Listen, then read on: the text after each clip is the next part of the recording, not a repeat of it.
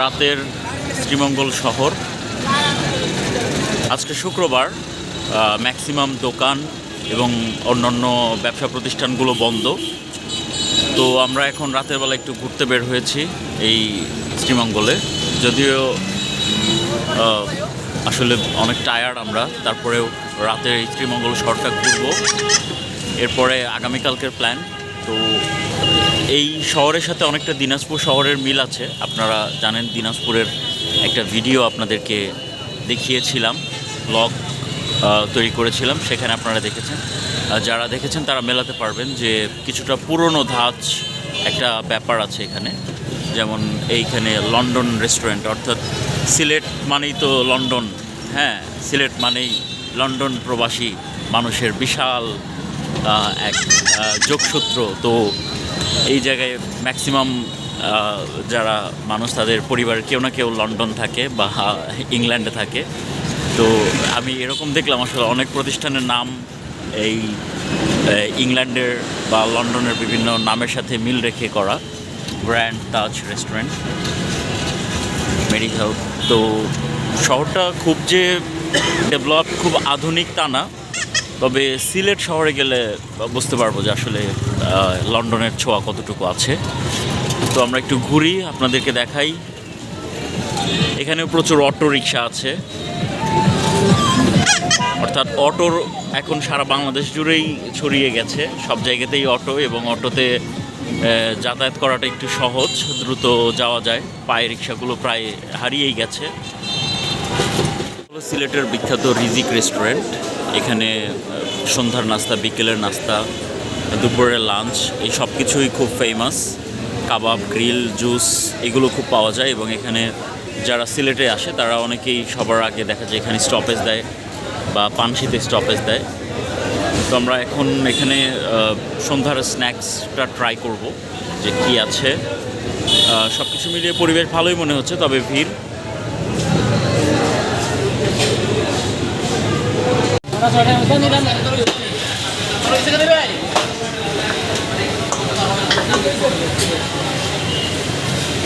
একদম সবাই ব্যস্ত। গরম গরম পরোটা তৈরি হচ্ছে এখানে।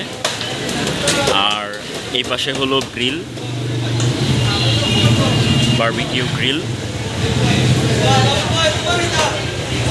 এই পাশে হলো সেই বিখ্যাত রিজিকের চা। আমরা চাটা আগে ট্রাই করব। অনেকক্ষণ চা খাওয়া হয় না সিলেটে এসে, কেন যেন চাটাই মনে হচ্ছে কম খাওয়া হচ্ছে। তবে আজকে থেকে আবার শুরু করব চা খাওয়া। এই পাশে আমার বন্ধুরা বসে অপেক্ষা করছে, আড্ডা দিচ্ছে।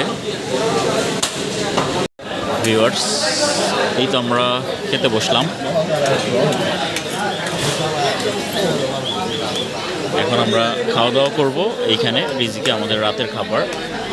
তো আমরা এখানে বিখ্যাত সেই সাতকড়া দিয়ে বিফ, বিভিন্ন ভাজি, ভর্তা, ডাল, রাতের জন্য এগুলোই নিয়েছি।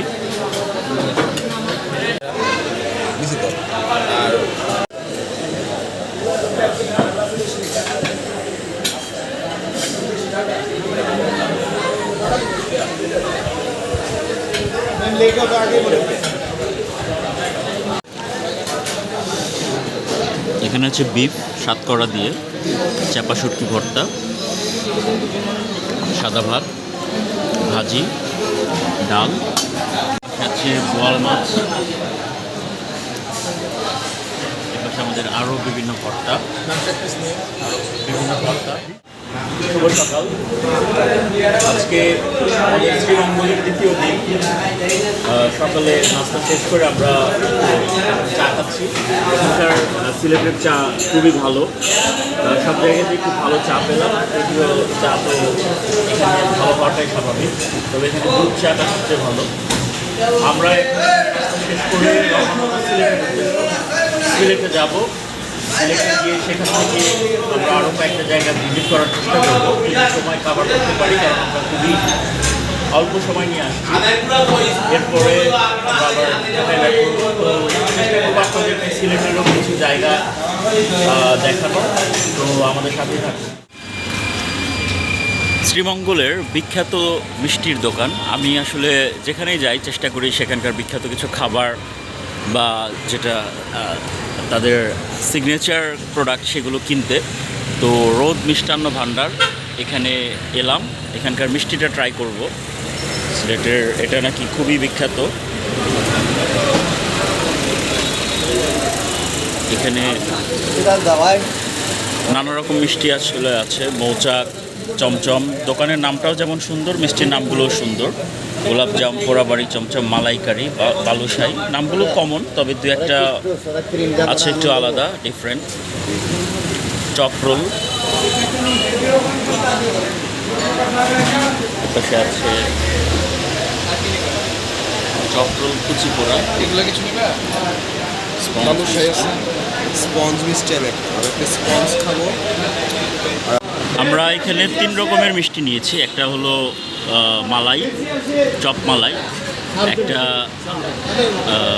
বালুজরি, আর একটা স্পঞ্জ মিষ্টি। এই 3 রকমের মিষ্টি আমরা আসলে ট্রাই করব, এবং মিষ্টিগুলোর দাম খুব একটা রিজনেবল না, কিন্তু ভালো, এবং মিষ্টিগুলো দেখতেও খুব ভালো।